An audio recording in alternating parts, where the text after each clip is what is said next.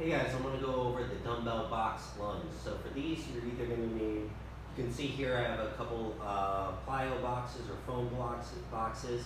You can also use a bench, or if you have plyo boxes at your disposal, those as well. You also need a set of dumbbells.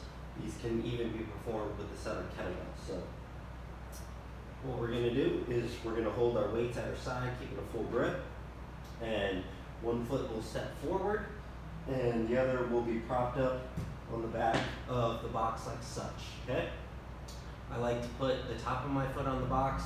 Some people like to keep a toe on the box. That's a matter of preference. So we'll be holding the dumbbells at our side, keeping our core nice and tight and torso nice and tall the entire time. So from here, I'm going to simply lower myself until the back knee is about a couple inches off the floor, and then pressing up and standing.